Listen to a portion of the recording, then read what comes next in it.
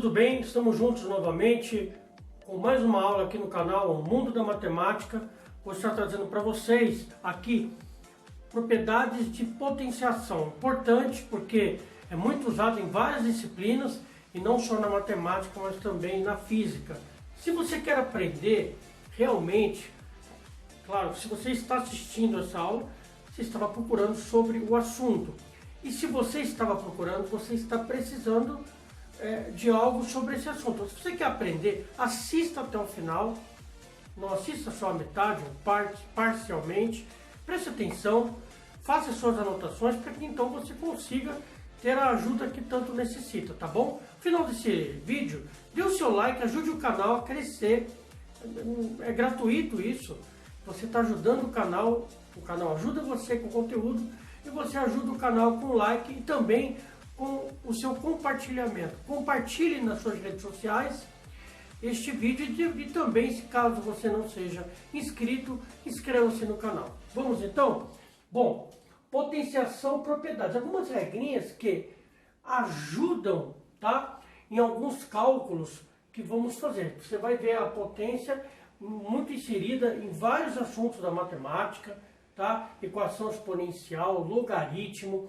Você vê também potenciação lá em física. Então, vamos entender isso daqui para que, tendo uma base legal, você tenha esse conteúdo bem assimilado, vai ajudar você nas suas atividades escolares. Bom, a primeira situação aqui, ó, multiplicação de potências de mesma base. Conserva a base e soma-se os expoentes. Então, o que é base e o que é expoente? Numa potência, a base é esse número maior e o expoente é o menor. Então, na multiplicação de potências, esse pontinho indica a multiplicação, eu conservo a base e somo os expoentes. Quanto é 2 com 2? 4. E 3 elevado à quarta potência. 3 elevado à quarta potência, 3 vezes 3 vezes 3 vezes 3. Se você fizer a multiplicação aqui, ó, você vai encontrar 81, tá? Aí você diz, professor, seria mais fácil calcular aqui, ó, 9 e aqui 9, e 9 vezes 9, 81? Sim, talvez seja mais fácil de fazer assim. Mas em algumas situações, esse tipo de propriedade vai lhe ajudar a evitar ter um resultado muito grande. Como, por exemplo, esse de baixo aqui, ó. Quanto é 2 elevado a 10? É 2 vezes 2 vezes 2, isso repetindo 10 vezes. E quanto é 2 elevado a menos 7? Será que é 2 vezes 2 vezes 2? Não, não é. Porque aqui o expoente é negativo. Então esse tipo de propriedade faz você sair desse tipo de confusão aqui. Como é que você calcularia isso daqui, ó? Né? É claro que dá para calcular isso daqui, tá? Mas você utilizando-se da propriedade de potenciação, olha como fica fácil. A base é igual, 2, e o que você faz? Soma os expoentes, 10, veja que tem um menos aqui, né? Então é mais, menos 7. Coloca aqui parênteses para os sinais não ficarem juntos. Bom, se você aplicar a regra de sinal aqui, ó, vai ficar mais e menos, menos, então vai ficar 10 menos 7, certo? E quanto é 10 menos 7? 3. Quanto é 2 elevado à terceira? 2 vezes 2 vezes 2. Não é 6, não é 2 vezes 3. É o 2 multiplicado por ele 3 vezes. Lembre-se, o expoente vai me indicar quantas vezes eu vou multiplicar a base por ela mesma. Tá? Isso aqui vai dar 8. 2 vezes 2, 4. 4 vezes 2, 8. Ou seja, imagine que nesse caso se tornou mais fácil do que você ter que calcular quanto é 2 elevado a 10, que vai dar um número grande, calcular 2 elevado a menos 7, que vai dar um número aqui racional, tá? E aí você teria que multiplicar os dois resultados. Bom, fazendo dessa forma, eu talvez encontro mais facilidade de resolver o problema. Então, vai ter situações no dia a dia da escolar, que, utilizando-se da propriedade de potenciação, vai facilitar os seus cálculos. Claro que em alguns casos, como nesse aqui, assim também seria fácil, calcular um por um. Aquela pergunta, professor, mas se as bases são diferentes? Bom, se as bases são diferentes, não dá para utilizar essas propriedades aqui. Aí teria que calcular um de cada vez. Vamos supor que aqui fosse 4 e não 3. Bases diferentes. Então você teria que calcular um depois o outro. Certo? Em alguns casos, a base, mesmo a base sendo diferente, você pode fazer ela se tornar igual a outra. Vamos ver mais para frente umas situações parecidas. Divisão de potências de mesma base. Conserva a base e subtrai os expoentes. Bom, é parecido com o anterior. A diferença é que subtrai, o outro você soma. Então, se você tem uma divisão de potências de mesma base, você subtrai, você conserva a base, subtrai os expoentes. Então, olha só, 4. Agora, imagina se você fosse calcular isso aqui pelo método que você aprendeu inicialmente, ou seja, ver quanto é 4 elevado a 17, depois 4 elevado a 14. Olha só que trabalho que você teria que ter se você tivesse que fazer assim. Daria certo? Daria. Mas imagina que você está numa prova e tem um tempo para você terminar ela. Imagina você fazer 4 vezes 4 vezes 4, 17 vezes.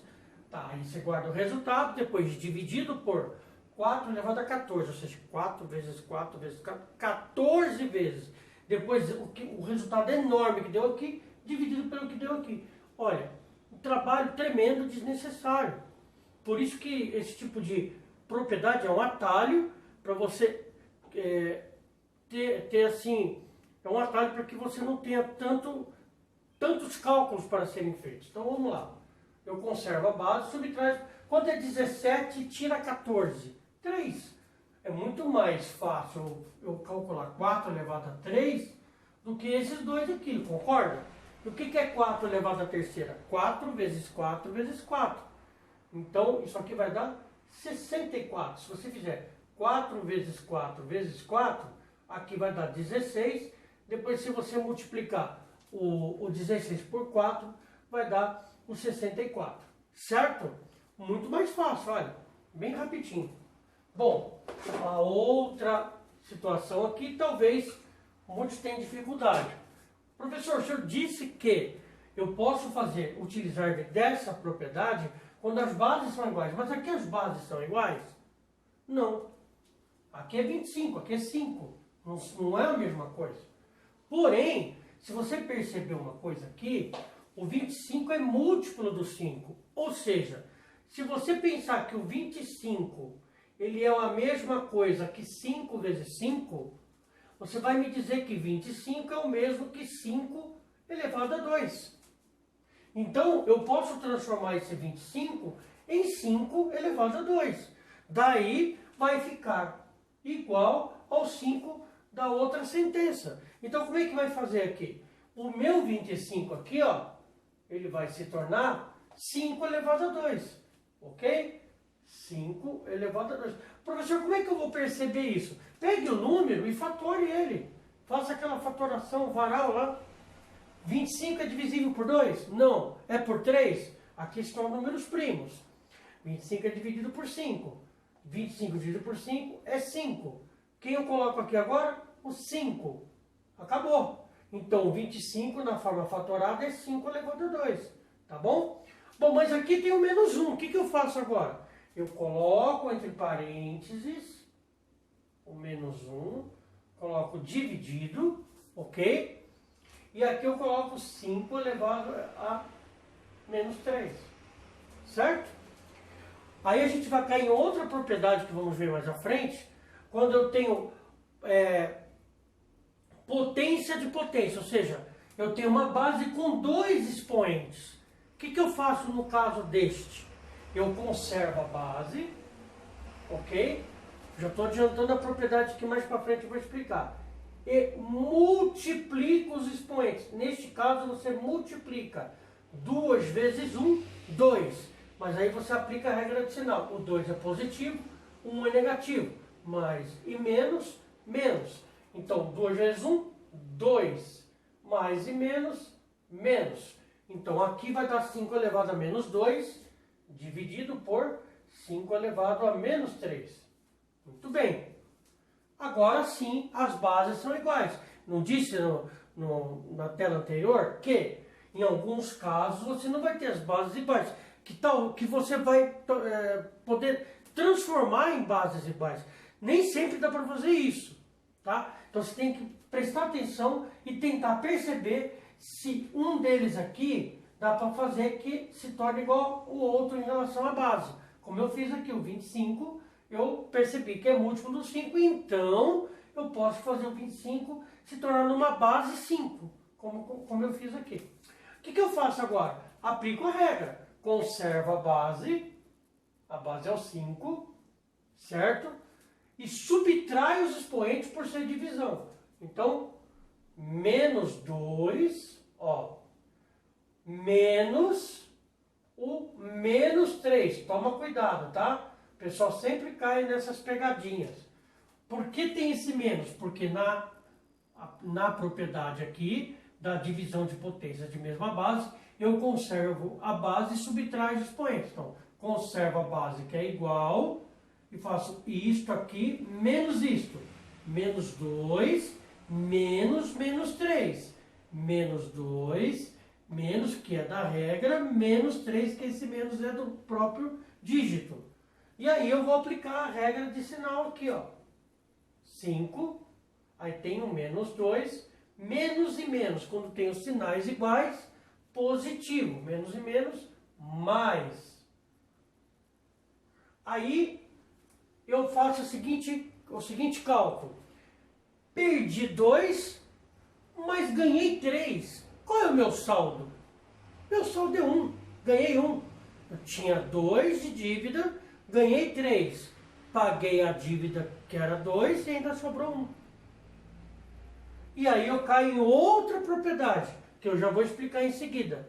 Toda vez que tivermos um expoente aqui, e esse expoente é o 1, se o expoente for 1, o resultado é a própria base. Então 5 elevado a 1 é o próprio 5.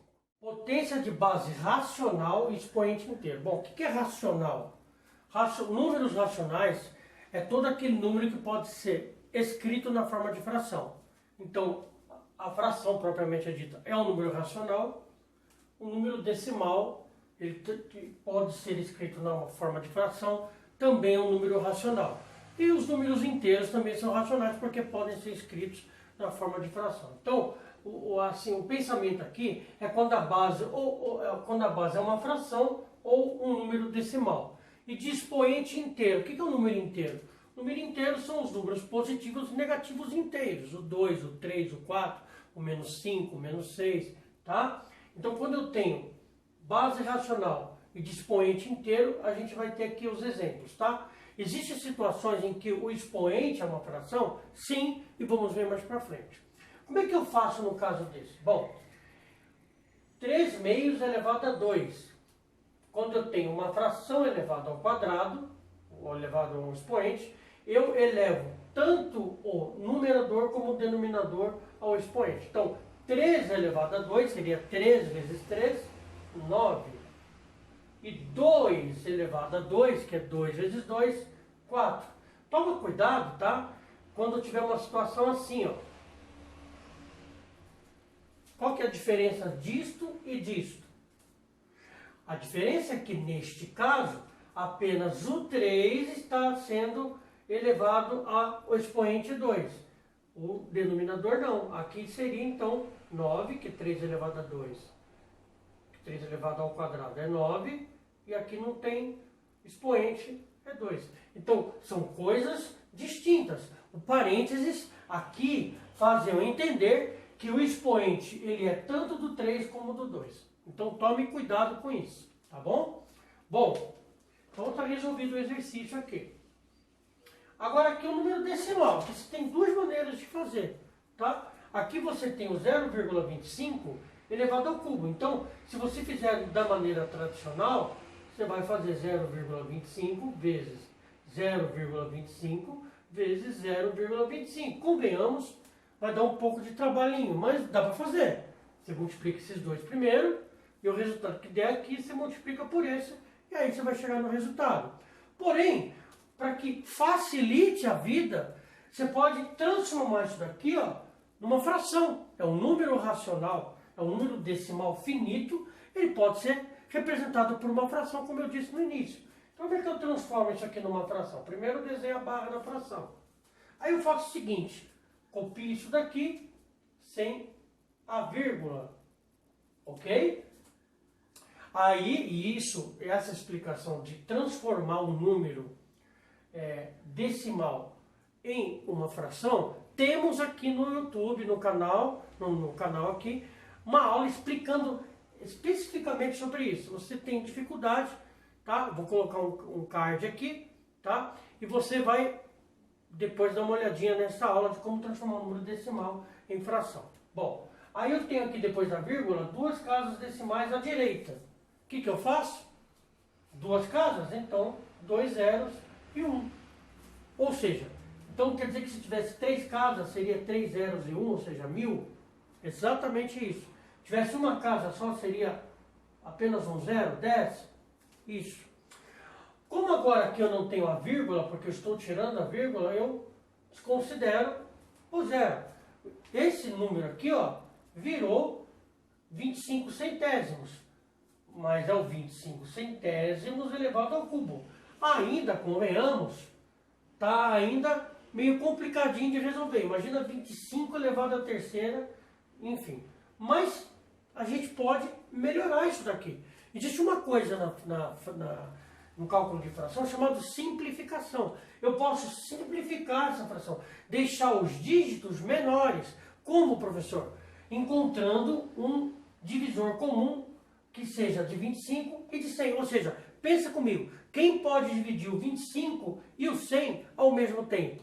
Pensa aí. Por exemplo, o 5. O 25 dá para dividir por 5 e o 100 também dá para dividir por 5. Agora, quanto maior o número divisor que você encontrar que divida os dois ao mesmo tempo, mais rápido e mais fácil vai se tornar o seu cálculo. Então, por exemplo, se eu dividir o 25 aqui pelo próprio 25, 25 dividido por 25 é 1. E será que 100 é divisível por 25? Sim, é divisível, 4. Então, na verdade, eu posso dividir por 5 e por 5? Pode. Mas aí você vai encontrar, por exemplo, 5 aqui e 20 aqui. Você vai dividir e vai encontrar esses dois resultados. E aí, se você quiser deixar mais fácil ainda, você vai dividir de novo.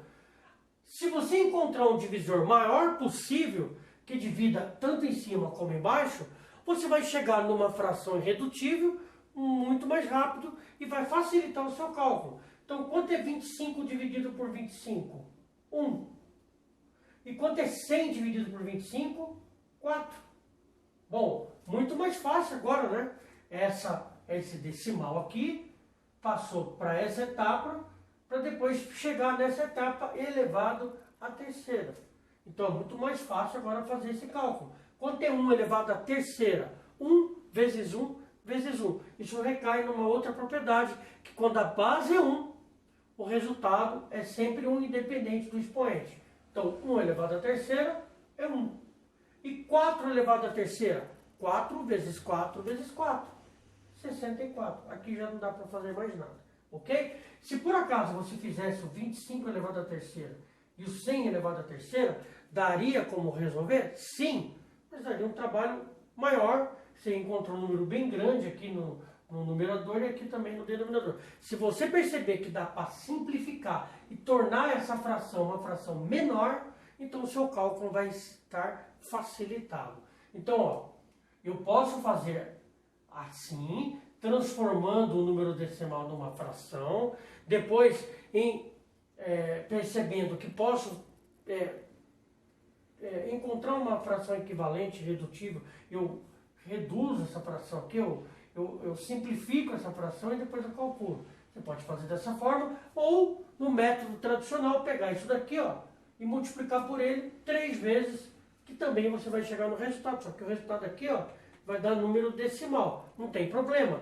Para você encontrar o mesmo resultado que der aqui, o mesmo resultado aqui, é só pegar um 1 e dividir pelo 64. Você verá que vai dar o mesmo resultado multiplicando os dois aqui, ó, os três fatores, um pelo outro, vai dar o mesmo resultado que a divisão aqui. Então, pessoal, termino o vídeo por aqui. O vídeo já ficou grande, tá? Mas tem mais coisas a respeito de propriedades de potência, tá? Numa aula só fica muito grande, cansativo. Essas três propriedades colocadas aqui já tornou o vídeo grande. Então, na próxima aula, vamos dar continuidade a esta aula falando sobre propriedades de potência. Eu peço a gentileza, como eu disse no início, que gostando, ajudando você, esse canal está te ajudando, ajude o canal a crescer. Como? Divulgando ele. Você pode fazer com que ele seja conhecido pelos seus colegas, seus parentes, as suas redes sociais. Você pode pegar o link, colocar nas redes sociais e recomendar o canal, tá? Ajuda o canal a crescer, e o canal crescendo também, a qualidade das aulas melhoram também, porque eu vou ter recursos para isso, tá certo? Peço a tua ajuda, que você compartilhe nas suas redes sociais e que dê o seu like. O like, muitos likes, faz o YouTube entender que o canal está ajudando o público do YouTube. E aí o YouTube também vai recomendar o canal para outras pessoas, tá bom? Se você não é inscrito, porque você encontrou esse canal, você é um visitante, inscreva-se no canal. Clique aqui no botão vermelho inscreva-se e também no sininho. E selecione lá, quando você clicar no sininho, vai aparecer 3 opções, se eu não me engano. Clique lá em todas. Por que isso? Porque sempre quando eu tiver uma nova aula, o próprio YouTube vai se encarregar de avisar você e te mandar a notificação dessa nova aula, tá bom? Gente, um grande abraço e até a próxima aula.